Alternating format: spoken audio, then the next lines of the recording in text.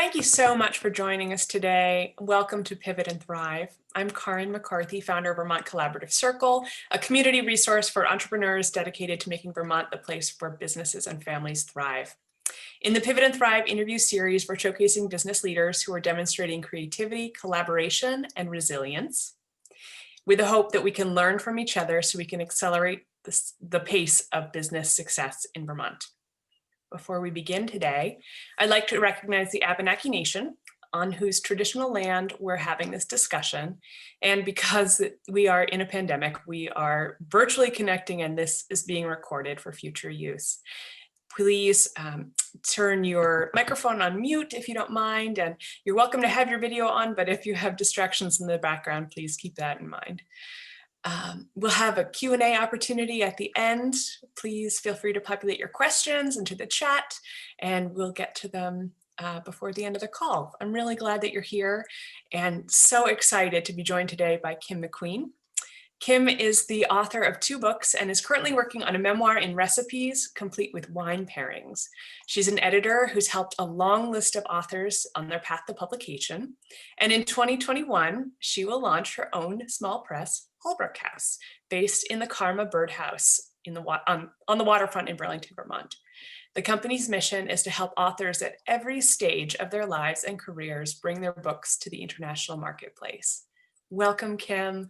Thank you so much for joining us today. I'd love for you to start by just telling us a little bit about yourself and what you're doing with your business. Thank you for the lovely introduction. I'm a writer and editor who finds herself suddenly with this wonderful amount of time for the first time in a long career of writing and editing for other people.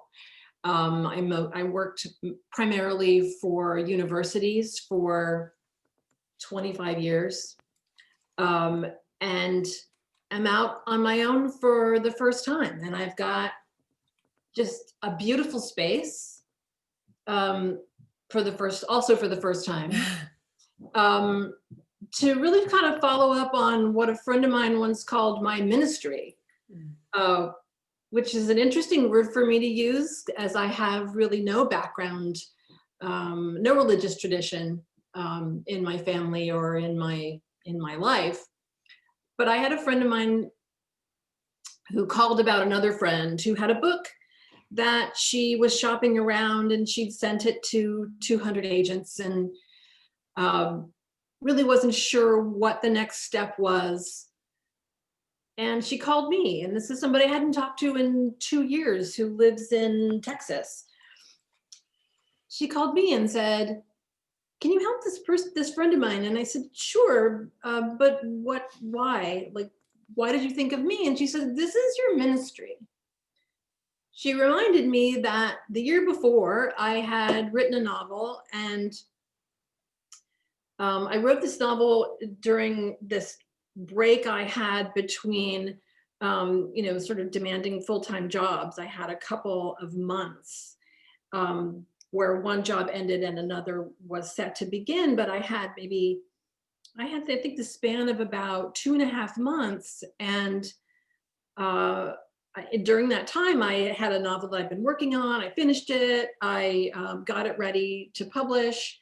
And then this was 2010, and I made a token effort to find a traditional agent and a traditional publisher, but I started to have ideas around how to design this book and how to market this book and how to print this book and how to put it out there. And so I kind of just did that, and I turned myself into a self-publisher at that point. And then I kind of, went back to work. I was working in Tallahassee for the Florida Bar, as a matter of fact, at that time. And I pushed the book out, and we had a party, and it was absolutely fantastic. And then I went back to work, and I kind of took that experience and I just put it away for a while so I could focus on, making money. And my friend called from out of the blue and said, "Yeah, you did that." my friend needs that too. And the more I try to take this side hustle, right, and sort of put it in the background and leave it behind, the more I realized it was really fun, you know, and I started to realize that I was having a lot of conversations with friends where we kind of had the same conversation kind of over and over, because I had a creative project that I was you know, putting aside so that I could focus on, you know, my job at X university. And they had a project that maybe they had been working on nights and weekends for a couple of years, and were ready to take the next step with it, but really could benefit from conversation. We both could benefit from conversation about what the next logical step was. So this sort of turned into my avocation, or my vocation, and now it is my profession in 2020. Wow. Can you tell us a little bit about that transition for you? Like, it's one thing to have a side hustle and then to realize that you love it more than your day job. I think maybe a lot of people are in that situation. I think that's very relatable. Yes. But I think a lot of people have had that same sort of transformation or realization in this last year about the value of how you're using your time. Can you tell us how you, what that process was for you in making that decision to focus more on this passion project? Well, I kind of had to be pushed off a cliff, you know. I had to.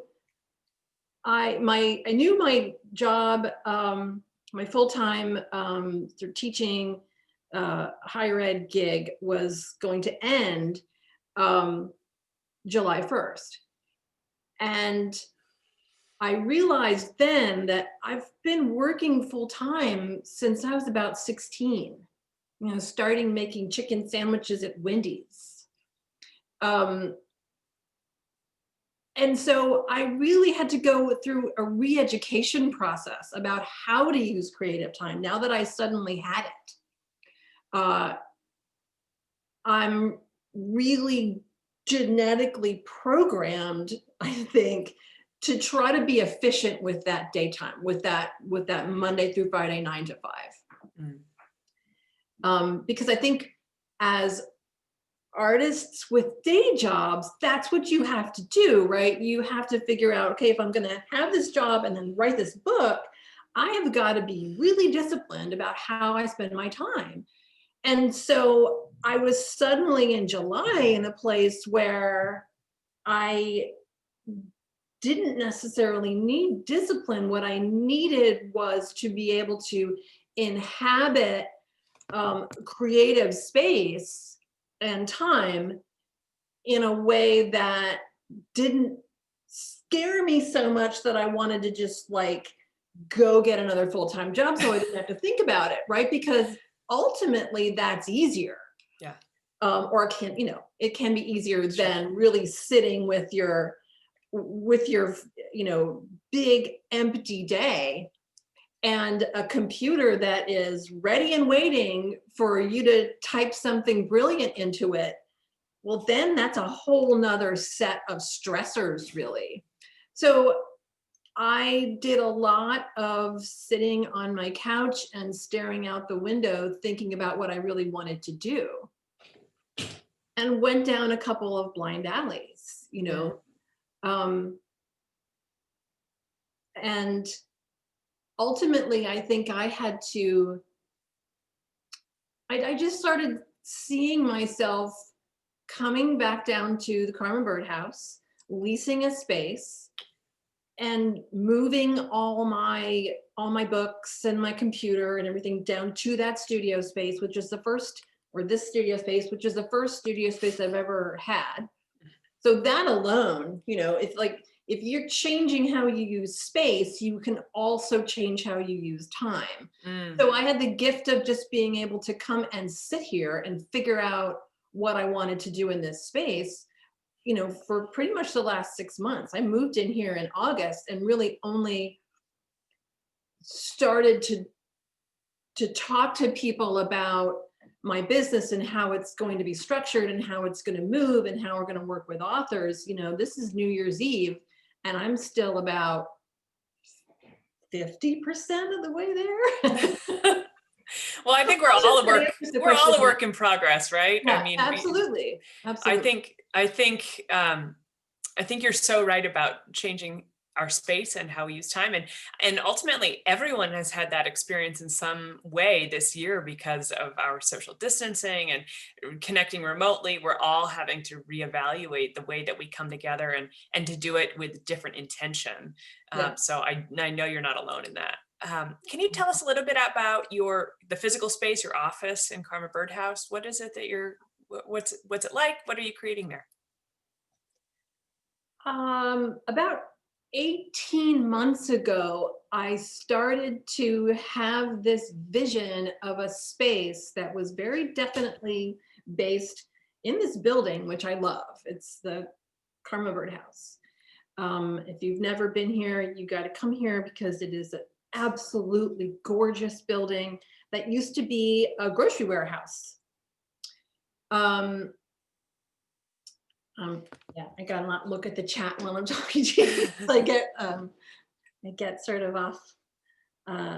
Okay, so grocery warehouse. It's a beautiful building, and I have had space. I've taken out spaces here from time to time for different projects and things since I moved to Vermont in 2012. So about 18 months ago, again, I'm still I'm working full time. I'm teaching, I'm advising, I'm having a great time. But I started to have this vision of a space where you could. It's a space that I'm having two thoughts in my mind that are competing with each other. The first thought is that there's this beautiful bookstore in Asheville, North Carolina called Battery Park Book Exchange, where you walk in and are surrounded by books and you can get coffee and you can get wine and you can get coffee and wine, and it's fantastic. And I wanted to create a space here that was a tiny version of that, where we have a front room where you can come in and meet with me, have beer and wine, whatever reception sort of space to lubricate our conversation. And then I have an inner chamber where I'm sitting in now, where the business goes on. So it's party in the front, business in the back. That's great. And I started to have a vision of what this space might look like a year and a half ago, and I was just sort of visited by it, in that way of like, if I was keeping myself super busy working, and so not really receptive to visions like that at the time, you know what I mean? I just had it and I thought, well, maybe someday, but I don't know who would fund that, or, how I could possibly be in the position to open a business that looks like that. But the vision sort of stayed with me, and then flash forward to this summer in the middle of the pandemic, when it suddenly seemed possible. And then I just started to move toward it. I came to see Giovanna, who runs this building, and is a dear friend and has designed this place within an inch of its life. It's absolutely gorgeous. It's filled with mid-century modern antiques. The light is like you can't believe. And I just came to see her in August and I said, I want a space. And she showed me this one, and it matched my vision. And so I made it happen based on that. That's great.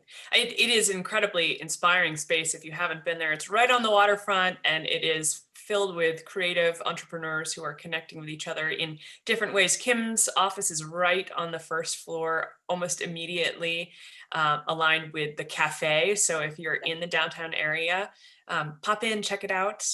It's really a lovely space. And I hadn't realized that it had been a marketplace. That's so cool because your focus is about food and wine, and you have a deep interest and passion in that. So maybe could you tell us about um, your study of wine and food and how it's connecting with the work that you're doing now? So I think the best way to talk about that is to talk about the book that I'm working on now that is due, in about 25 minutes. It's But due who's like, counting? it's due in to the publisher in March.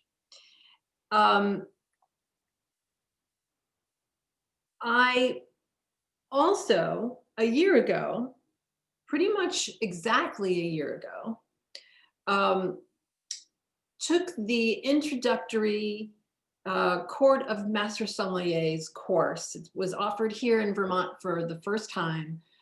Brittany Galbraith of Daedalus Wine really moved heaven and earth to bring this international training to Vermont for the first time. And so I was learning about wine. I was taking a class that actually Brittany was teaching, a Wine 101 class. She does a beautiful job of teaching. And she sort of pushed me in the direction of taking this intro course. Not because I want to be a sommelier. I mean, I cannot, like, if I had a bottle of wine here and I had to open it in front of you, it's not pretty. With a sword. Yeah. Yeah. But it was a great introduction to thinking about wine and learning about it and learning how to talk about it. We took the course in January. It was incredibly fun. I have a little pin from the Court of Master Sommeliers. And I found that when I was able to jump into this big body of knowledge, like the world of wine, it's like this huge, it's a huge subject area. The more I got time to learn about producers and learn about styles of wine, the more I was attracted to the idea of writing about Italian wine. And the more I was attracted to that, the more a sort of long dormant book proposal that I had about the Italian side of my family and the family's penchant for these long Sunday dinners that started at 11 in the morning and went till 11 at night, which are excruciating if you're 9, which is when it was happening. Anyway, so the study of wine was really a doorway into my being able to write the book that I'm writing now. Fantastic. I can't wait to see it, and no pressure. I know that you're already on the clock for it, but really, so when is it coming out? When can we anticipate that? Early 2022, Okay. I believe. Great. All of the details are, under wraps, like everything in my life right now, if Sure. I can tell you that much about it. Sure. I like to say too that the business of publishing, I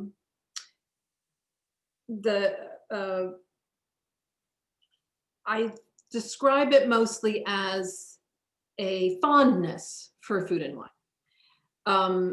Coming from, that's what I like to write, right? The business itself, Holbrook House itself, which is the business that's based here in this space in Karma Birdhouse, is actually going to have a pretty wide range of things that we publish. In the pipeline right now is a novel, a memoir in essays, yeah, and then there's some clients that I have who are, I'm working as fast as I possibly can to learn about content marketing delivery. Mm-hmm. so that I can help writers with not only the publishing of an actual traditional book, but all the marketing and virtual communication through social media that has to go along with that. That's a big build-up process too. Yeah, absolutely. Right. Wow, fantastic. Can you tell us a little bit about your approach? It sounds like you've shared that your focus is about making it accessible for writers at any stage. What are some of the challenges that people typically think of when they're deciding if they want to share their secret, that they want to write a book? How do you help them get through that? I think that's what the front room of this business is all about. When you walk in the door, and you'll see when you come and visit, I have two beautiful leather club chairs on loan from Giovanna. I have books in there. I'm creating a welcoming space for people to come and visit me and talk about books in general, without having to prepare for a meeting or write a query letter or get their book idea to a place where they feel like they are ready to sell it, right? So I'm trying to create a space for conversation that really comes out of conversations that over the last several years have just, happened spontaneously whenever I get together, with friends over dinner. So I'm trying to take that conversation and move it into a professional space so that people can walk in with, all different, a different range of preparation and get to wherever it is that they want to be. Mm. Can you tell us about what's inspired you to take that approach, or did you self-published? What were some of the hurdles that you can help people skip by not trying to self-publish? How do you help other people to get their ideas out there easier, faster, more successfully? I think just the acknowledgement that there's no one way to do it. If you've got a novel idea, there's probably 50 different ways that we can edit it and package it and title it and market it. And some of those ways are maybe not interested in, maybe you have a book that you just want your family to be able to read. I talk to a lot of people who that's really what they want, is to take a work that they've done, that they've poured their heart into, and they have a very specific audience in mind. And it might be an audience of 5 people. They might be thinking, I'm talking to a few people right now who want something to succeed them when they pass. Yeah. They want to have something to give to their children.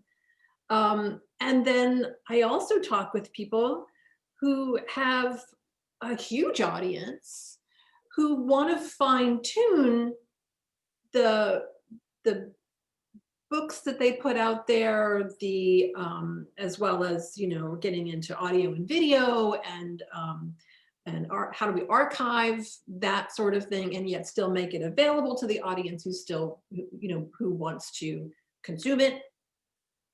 And then there's also this more narrow path that I sort of came up in, which is I want to write books, I want to write novels, I want to write plays, I want to do all this stuff, and I want to figure out what the best, most efficient way to get that into the wide marketplace, right? So I want to figure out what that path is for myself. Now, for somebody like me, I got to creative writing degree from Florida State University in the late 80s, right? And what we all wanted at that point was a traditional agent, a traditional publisher, and a traditional looking career where you write a couple of books and then you may or may not get an advanced degree. You may or may not need one, but maybe you teach. You know, there was this trajectory that we were all sort of not sold, but kind of sold, you know, and there's magazines that exist to, you know, to try to lead us down that one particular traditional path. Mm. So I think to answer your question, my message is that there's no one path, you know, there's no one way to go about any project. It really is up to the individual and what they want out of the process. Mm. And I love the way that you have embodied that self-discovery and finding your own path and creating your own way, both through self-publishing, but also through your career, moving from academia to starting your own business and helping to show that there are other ways. There are paths that are available, but they might not be the ones that are meant for us. So I'm really happy for you that you found ways to explore in your talent and creative process and help other people to do the same. Can you tell us a little bit about the impact you hope to have through your work? Still working No on pressure. vision state, right? But where my mind went when you asked that question was to a handful of young people who are former students of mine. There's just some lovely, really talented young people who I watched graduate every year and leave Vermont because they kind of had to, you know, because if you know, it has always been the case and is still pretty much the case that if you want to be in publishing, you go to New York. They have a pipeline all set up. You just show up after college. You move in with 17 other roommates in a apartment, and you go to work as an editorial assistant at for one of the big publishers, right? And the myth of that path, that path definitely still exists, but now it's 5 publishers. And I think one of them bought the other one last week or something. And now it's like 3. So that opportunity, that pipeline is constantly getting narrower, right? So I just got sick of watching these people have to leave. They love Vermont, then they would love to stay and start a creative career here, and Vermont wants and needs them. So I started thinking, that's when I started having visions about this, a space where people could come and talk about their own publishing projects, because I realized if I could generate a little bit of income for younger writers through magazines and books that my company might produce, that doesn't make the difference necessarily of whether somebody can stay in Vermont or not, but it might help a little bit to create opportunity for younger people who might otherwise go look for it somewhere else. Mm-hmm. I feel like I got the opportunity to come to Vermont in 2012. It's like Valhalla. It's just like, I can't believe I am lucky enough to be here. And I want us all to be able to stay and thrive here. There's a lot of artists here. There's creativity everywhere. It's in the air here, and it's coming in off the lake here. So I think I've lost sight of your original question. No, I think you nailed it. I mean, you're talking about a sense of belonging, but also connecting that to a sense of purpose. And I see that in the work, the way that you've described your professional path. I can't speak. The way that you have described your professional path, but also that you're creating it for other people to help them with that finding their source of self-expression in a way that supports them in staying in a place that they love. I mean, that's really powerful. That's really important work. And I think that you're right, that there is a need for that, especially in Vermont, and so that you're able to connect with young people and help creative people stay and feel a sense of connection, both to the work and to the place. I think is really powerful. So thank you. Keep Yeah. doing Oh. it. We love that. Um, Okay. and can you talk a little bit about the scale you're hoping to have? You're working in a very personalized way with your clients. What's going to help you to succeed? What visions do you have for your future? Right now, I'm trying to learn as much as I possibly can about uh, how to run a small press in a sustainable way. And I've got a lot of great models out there. Um, I just had a meeting of my writers group for there's 5 or 6 of us, and Danielle is here from that group. It's alumni from Bay Path University, which is where I did my MFA work. Yeah, remind me of the question one more time. If you could tell us about the scale of growth, you have a very Scale. personalized Yeah, approach, and where you hope to see your business go. yeah. So I've been thinking a lot about scale because what I'm doing is aping other small publishers, right? Who will have maybe a book per quarter, maybe 2 books in the fall, 2 books in the spring. That is a place I'm hoping to get to in the next 2 years or so. 2 to 4 books per year coming from my press. I said I think a lot about scale because what I've been trying to do is to move very, very slowly and methodically in building this so that I can make sure that I can sustainably, that it's sustainable in itself, that I can afford to be here in this space a year from now, 2 years from now. So I'm trying not to overpromise in terms of scale. And what I've tried to do from the outset is to make my business scalable in the downward direction. If in a year it makes sense for me to be in some other space that might look like a bigger space, it might look like a smaller space, it might look like a bedroom in my house. Because that might be appropriate at some point. Sure. Who knows? So what I'm trying to do is build this business so that it can expand or contract and still be able to sustain the contracts that I'm getting into with authors, right? Mm-hmm. So I think in 2 years, my hope is that it looks a lot like it does right now. Maybe I've learned a little bit more about lighting, and can do more of this kind of conversation online because it's so important to growing any business. And right now it's Zoom is essential to our survival right now, and I don't think that's going away. Scale to me is gonna look pretty small. I mean, it's a small press. It's right there in the title. I love that. I'm not trying to grow this into a $50,000 a year business that's going to be acquired by somebody else.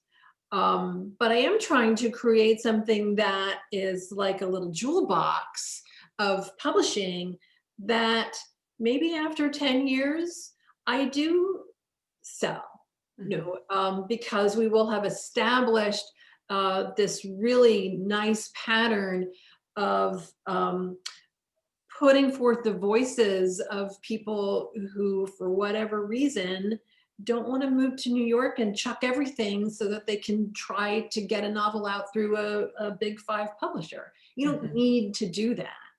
I sort of feel like if I handle this correctly and efficiently and can be the steward of these books, that it won't necessarily matter where I'm based. Mm. I love that you have decoupled yourself from the value of what it is that people are creating. You yourself help people to bring their story and their voice to other people. And I just see you as a facilitator of people's creative process. Mhm. I know that you have engaged the talents of many young people through your career and help them to see potential in themselves. And so I'm excited that you're continuing that work. If folks are local and interested, or they have young people in their lives who are interested in writing, do you have internship opportunities? Like how could people get in touch with you, or what are some things that people could think about for starting a conversation with you? I think it's all one-on-one, especially right now. It's I probably check my email 85 times a day, probably. It's still the best way to start a conversation. And I'm at kimmacqueen@gmail.com. And don't Great. forget MACQUEEN. Because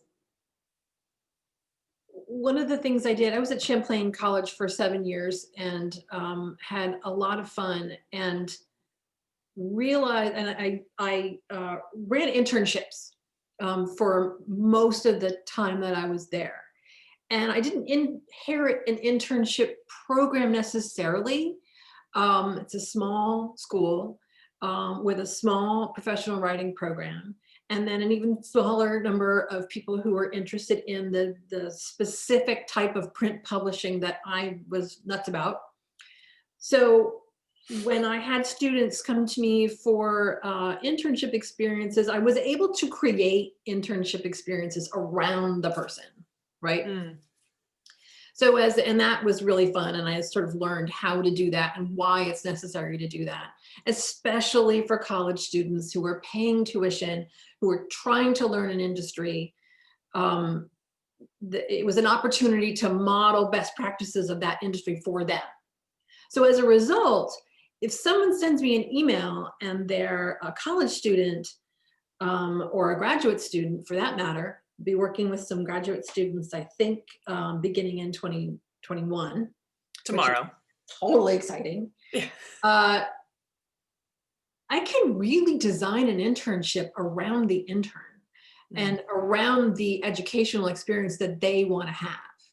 I think especially writers, but maybe to a certain extent, most college students who enter their undergraduate career wanting an internship experience, it can be difficult to actually match the internship experience with the intern, but that's kind of what I do. Mm-hmm. So now that I'm in business for myself, I'm able to do that. Sky's kind of the limit, right? And then working with interns enables me to take on larger and larger projects, which, by the way, may or may not fall into the realm of traditional publishing. There's a lot of opportunity around archives and digital publishing, and to say nothing of audio and video and social media. We can design the experience around the author, around the intern, and that's kind of what I do, and it's what makes this exciting. Mm-hmm. Well, keep checking your email, because I think you might get a few. Okay. MacQueen@gmail.com. I want to save some time for questions. If folks have them, feel free to populate them in the chat box. I also want to talk about so your current book is a recipe and memoir book related to Italy and wine. You've talked about your experience with your wine training in the past year, and you've talked about how you're interested in creating, connecting with people in an accessible way, which leads me to ask you about your wine tasting experience, what people might learn from you or share with you in a wine tasting experience. Yeah, I think as a teacher, as a facilitator, and as kind of an obsessive learner, I feel driven really to share what I'm learning literally as I'm learning it. So we have this event coming up January 7th where I'm sort of getting my feet wet at taking the learning I started a year ago, which is kind of a deep dive into enjoying wine. I'm writing a book in which Italian wine figures really strongly. And so what I'm doing on January 7th is starting a conversation around the Italian wines that are featured in the book that I'm writing right now. So it's very much totally in the moment, right? Which, by the way, is not how traditional wine education happens at all. You know, it's like going to a university when you take on learning from the Court of Master Sommeliers or Wine Spirits Education Trust, which are these amazing, venerable institutions that educate people about wine all over the world. So my approach is I took one class, I'm starting a book, and then starting this conversation with my friends at all the same time. So on January 7th, what's going to happen is we're going to drink a little bit of sparkling wine from Italy.